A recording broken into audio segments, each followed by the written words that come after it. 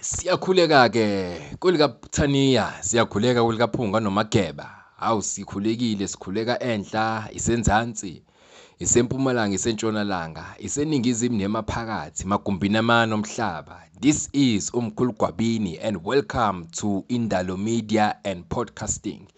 Kanza kwethu kulabo abangaka-like, abangaka-subscribe. Ngicela benze njalo nganza kwethu because siyakhula mangabe ni-like, ni-subscribe, ni-commenta kuma topic esuke sikhuluma ngawo. So ngaphandle kokuchitha isikhathi nje ake ngingene kwi-topic yanamhlanje. Nganza kwethu namhlanje ngizizwa ngivuke nginento ngivuke ekseni sengibuyile manje sengila ngijwayele ukuthi ngirekhodele khona. So nginalento yokuthi ngifisa ukukhuluma ngicacise something ngabelozi. Sike sikhulisane ngabalozi kule video le ngiyenza manje.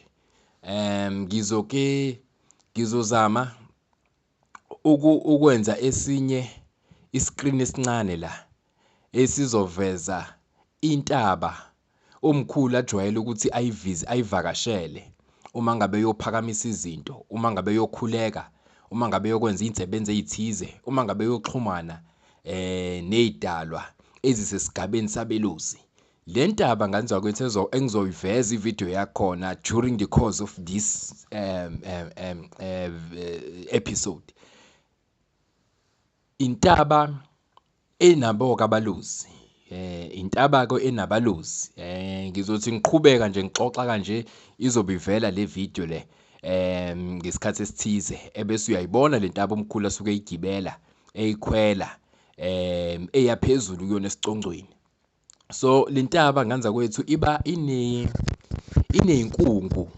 Intaba nje ineyinkungu nje, ineyinkungu emini, ekseni, ntambama, ebusuku, ineyinkungu. Le ntaba uke uthi mangabe uyihamba, uyiqwala, uyidundubala,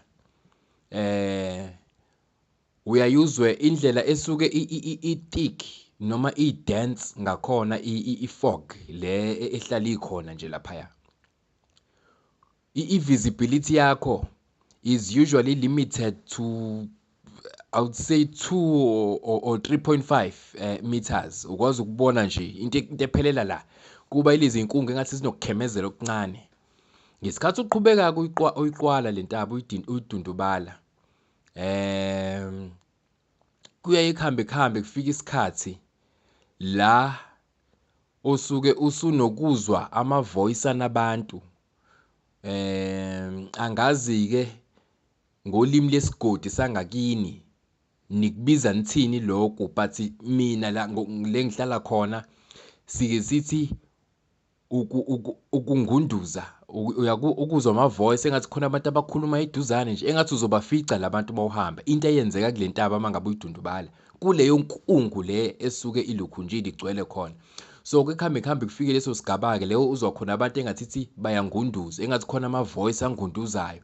It's either ngathi mhlawumbe abantu obalandelayo engathi uzobafica kodwa ugcina ungabaficile. Okwesinye isikhathi uzwe ngathi khona abakulandelayo abazogcina bekuficile, ama-voice angunduzayo abe nobutswitswitswi nokungunduza. Kwesinye isikhathi uthi mawuhamba uqhubeka impela nayo intaba uphakama ukhuphuka nayo, kube khona isimo samakhwela. Amakhwela ke iloko kuye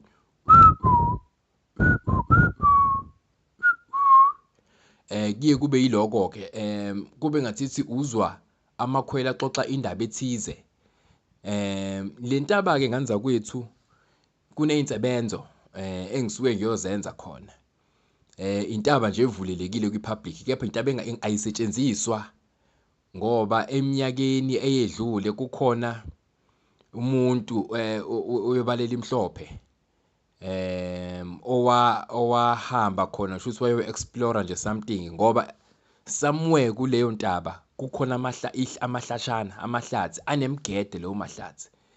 So lo mlungu wahamba nyakenye, wahamba wayidundubala le ntaba kwaze kwafika isigaba la okusho ukuthi ngokwami ukucabanga wayeselandela lama-voice eseqala ukuphenika because manje le nkungu ngiyayazi kwamina ayijwayeleki.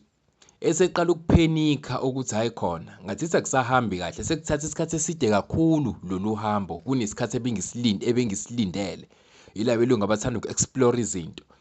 Wahamba lo muntu lo mlungu okusho ukuthi waphenika esebona ukuthi ngathi akasafiki la yakhona sekunzima ukuthi aphindele emuva ngoba i-campus impela iyaduka mangabe kuleya ntaba iyaduka nje iyaduka okusho ukuthi wahamba lo mlungu lamakhwela wawalandela indlela ye-week ngayo wawalandela lamakhwela wabulandela lokungunduzo okukhona waba nehope yokuthi mhlawumbe cishe mangifica lama-voice engiwezwayo angigunduza la ngizokwazi ukuthi ngibuze ukuthi kwenzakalani la ngangabe ngisazazi ukuthi ngikuphi. Okusho ukuthi wahamba lo mlungu wawalandela lamakhwela nalokungunduza kwamazwi kwama-voice amthatha walandela i-direction yama-voice aze amfaka kuphi emgedeni le ngiyishoyo ukuthi kunemgede laphaya enzima kakhulu. Okusho ukuthi azamfaka emgedeni leyo lokhunjana ngoba wazotholakala emva kwey'nsuku impela esewumuntu nje wayeseweak esethola futhi ngesimo sokuthi wayegqoke iwash eline-GPS yebo iwash eline-GPS, so that is how they were able to locate him. And then-ke a team was sent apparently ukuthi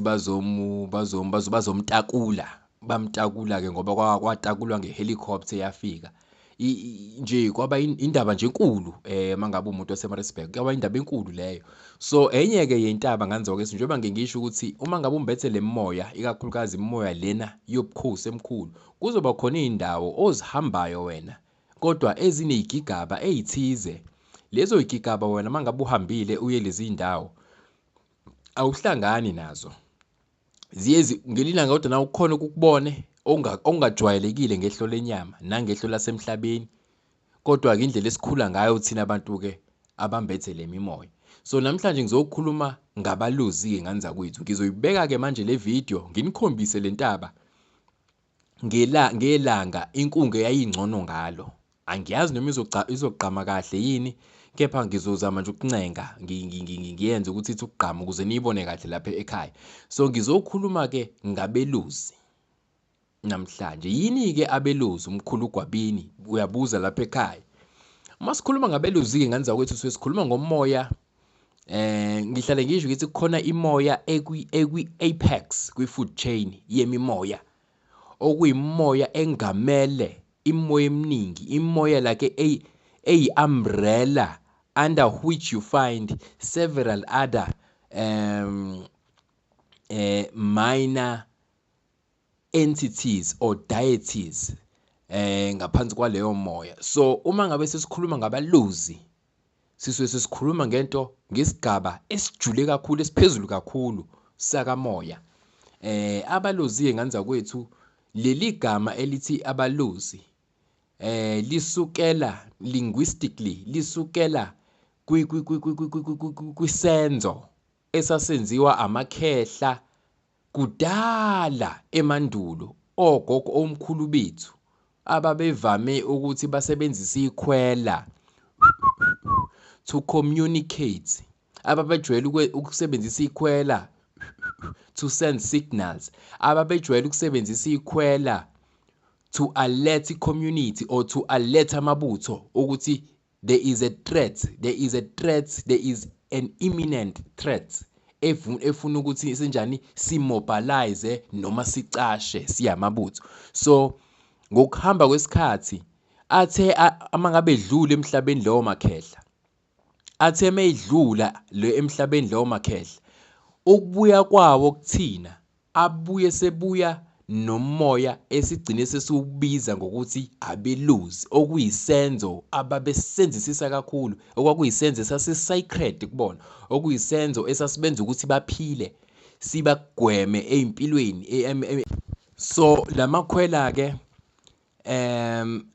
ayeba i-mode of communication eyayibaluleke kakhulu endulo kuwona lamakhehla. So kwagcina-ke kwaziwa njengani abalozi igama elagcina liyethwa lawo makhehla ayephethe leyo lukhunjana. Ngokujwayelekile ke umoya wabelozi inganza kwethu it's a masculine spirit. Angithi ngingikwazi ngihlukanise in one of my previous videos. I remember vividly making a distinction between the masculine spirit as well as the feminine spirit. Ama spirits are feminine ilawa ahlobaniseka kakhulu nesifazane, aqhamuka kakhulu ngokwesifazane, ebese kuthi lawa masculine ilawa associatewa nobunsizwa nobudoda nobulisa. So ilokhunjana ke abalozi is one of those masculine spirits by virtue of the fact that asuka emakhehle imoya esuka emakhehleni ikakhulukazi leyo. So ngithe ngixoxe ngalento nganza kwethu ngizozama nje ukuba as detailed as possible because le channel sifuna ukuthi sikhulisane sambulelane ulwazi okwenza into eyenzakala njengamanje kuna le number eningi yama self initiates we like to share knowledge, we like to share knowledge, we like to enlighten abantu esisuke sisurroundwe yibona okuyi culture ebingajwayelekile kulabelaphi bendabuko abathwase isigedla into abathwasa kokogobela. Lento kubona kusayinto entsha yokuthi kukhona umuntu okwazi okuza kwi-public akhulume ngolwazi olujule kanje free of charge. Kubona into engakajwayeleki. So asike sisebenziseni and let us take advantage of this current era, this era la ulwazi olusabalaliswa khona ngalendlela olusabalaliswa ngayo.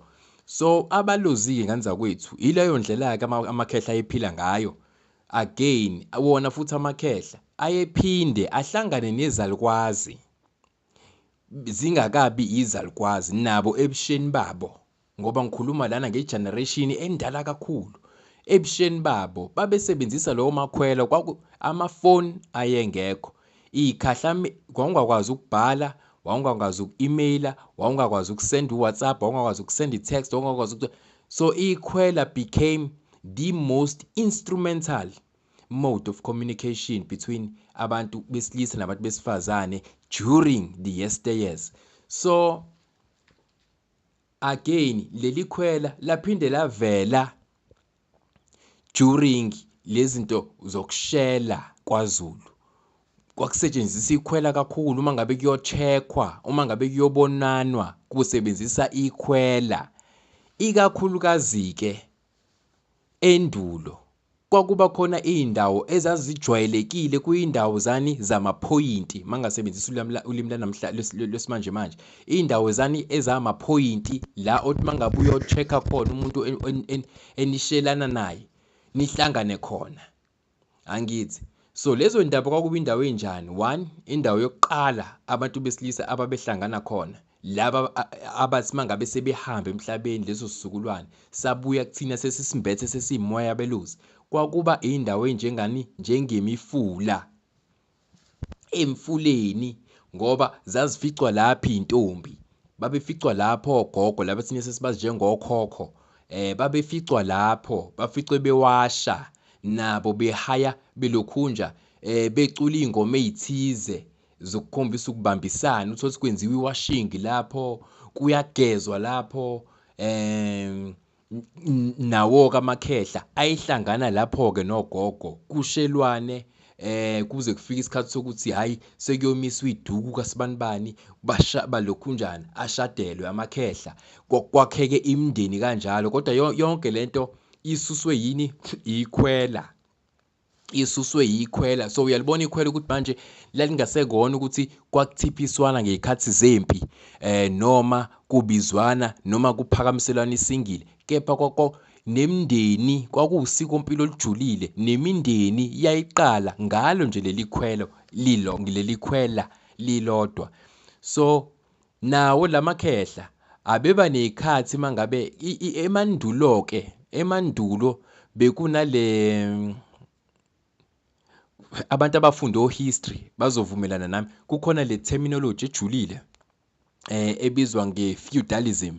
I-feudalism kwakuyisigaba thizeni, kwakuyi-era, an epoch ethize eyayi-infestwe kakhulu yizimpi, imibango. So amakhehla okhokho labesithi thina baba abelusi ababesebenzisa isilusi kwakuyileyo khathi sabo-ke i-feudalism kakhulukazi kuliwa kubangwa imihlaba, kubangwa izigceme, kubangwa lokuya nalokuya nalokuya, kubangwa nemihlaba. So leyo makhehla ayephinde futhi asebenzise lelo khwela uma ngabe kuhlasela izimpi, ayephinde asebenzise lelo khwela uma ngabe bethiphisana sekuyibona bayohlasela, ku-coordinate impi using ikhwela nje qha. Wawulazi ikhwela ukuthi leli khwela elisho ukuthini, nansi impi yeza. Kube khona ikhwela elishoyo ukuthi phumani insizwa zesigodi, asihambeni siyohlangana entabeni, sidle iphaphu, ebese sibhunga ngani ngalempi esibhekene nayo, ebese siyastrategize ngalempi esibhekene nayo. Kwakusetshenziswa ikhwela, lawo makhehla ayesebenzisa ikhwela again to do what? To mobilize imiphakathi, insizwa, ibutho. Ikhwela ladlala indima enkulu ngani zakwethu. Lento yayenzeka over a very long period of time, over a very long period of time. Nje uma ngabe ngenza umzekeliso, awubheka amafoni sesibe nawo, amafoni nje sesibe nawo isikhathi esingakanani. Awumajineke nabo-ke abelusi, abantu ababephila isilusi, bekholelwa kwisilusi, baphila nabo isikhathi esingaka futhi esingaphezulu kwalesi, ngoba i-technology engakafiki eyayizofacilitate i-communication yenze ibe lula. Kepha ikhwela kwakuyiyona instrument eyayisetshenziswa kakhulu ukuthi i-facilitate i-communication. Lo makhehla ayethi mangabe ebuyile empini edilikile entabeni, ebuyile zemakapho, aphinde ahlangane ngesikhathi esithize, behlangana emifuleni beyogeza. Uzokhumbula lamakhehla behamba izimpi, ebulala abantu emahlathini, ebulala abantu ey'gangeni. Ayebuya-ke emfuleni ayogeza emfuleni. Ngesikhathi kugezwa lapha emfuleni kwakusuke kuhaywa ingoma, kulokhunjwa nawo lamakhwela ayesho ukuthi lawo makhwela ayezasetshenziswe iy'nsizwa ey'phuma empini mangabe zigeza emfuleni thizeni. Kwakuba khona ikhwela elishawayo, iculo eliculwa ngekhwela, licula izona lezi iy'nsizwa, linotifaya abesifazane basesigodini esithize ukuthi bangasondeli okwamanje emfuleni ngoba we are in a process of cleansing. Akufuneki basondele kulesinyama esisuke sinjani siyohlanjululwa ngaleso sikhathi emfuleni. So uyabona manje ukujula kwekhwela ukuthi lalikhona almost kubona wonke ama-aspects empilo yasendulo. So labo bantu-ke ngokurelaya kwabo kakhulu ekusebenziseni ikhwela kubaba-ke sebeyethwa njengokuthini abelusi, because babeloloza ngaso sonke isikhathi. Khona bebekwazi nando kulishaya kube ngathi bayacula ngalo, angazi kanjani, angikho good emakhweleni. Balishaya ngathi bayacula, bekwazi ukucula, bacule ngekhwela, bahlabelele ngekhwela, basina ingoma impela nje ngekhwela. So bagcina beyethwa-ke kuthiwa abelusi. Ngesikhathi bebaseyintabeni, they developed a very special relationship with izilwane zasendle. Izilwane zokuqala kwaba yinyoni. Babekwazi ukufunda, mabecasha ehlathini, babekwazi ukufunda impi mayiza ngokulalela umsindo wenyoni. Uma ngabe kukhona isidumbu esithize esingabonakali, mhlambe kade kuliwa, kwakulandelwe inyoni eyaziwayo eyaziwayo ukuthi idla lento esiyibiza ngecarcass, isidumbu. Uma nje kunesidumbu esibolile ubona ngayo i-vulture, inqe ngicabanga ukuthi ngesizulu kuthiwa yinqe. Inyoni ayisondeli mangekho into into ebolayo efile eyisidumbu. Leyo nyoni yayaziwa, so yayithi mayenza umsindo wayo, khona le ngiyakhona nale ngxoxo, yayithi mayenza umsindo wayo le nyoni, babe sebephuma-ke sebehlaba ikhwelo kuthiwa asike siyeni ngakule direction ngoba usibanibani nosibanibani ababuyile sekuze kushaya lesi sikhathi emva kwempi. Ngampela leyo nyoni izobathatha izibabeke kuphi? Mabeyilandela i-direction yaleyo nyoni bazozifica lezo yitumbu zalawo mabutho ezisuke zisale kuphi? Empini. Again bekuba khona inyoni njengeyinkonjana, inyoni zezulu ezikwazi ukureporta abazi understanda bona belusi ngokuthini bakwazi ukwenza lento lesiyibiza namhlanje nge-weather forecast. Yayibatsheza zibatshela inyoni inkonjana ngokucula kwazo nangokudansa kwazo esibhakabhakeni ukuthi kuza imvula ezoba isigaba esingaka. So you can see now ukuthi baba in tune, baba one with nature abelusi. That is why today if umuntu ebuswa ilesi spirit sabelusi, isikhathi esiningi ama signs ajwayele ukuthi agxile kakhulu lowo muntu, isign yokuthini la eba khona ujwayele ukulandelwa izinews. Ingoba nje le ngihlala khona sekuyilesi sikhathi sekuyisebusuku, kodwa ukube mhlambe bengiyenza le video emini, ngabe mhlambe kukhona inyoni eseyisondelile zahlala ewindini ezisuke ngaleso sikhathi zingilethele ini umyalezo thize. So lamakhehla ke ayimasterisha le art yokufunda inyoni, ayimasterisha le art yezinye futhi izilwane zakhona khona la endle zasehlane.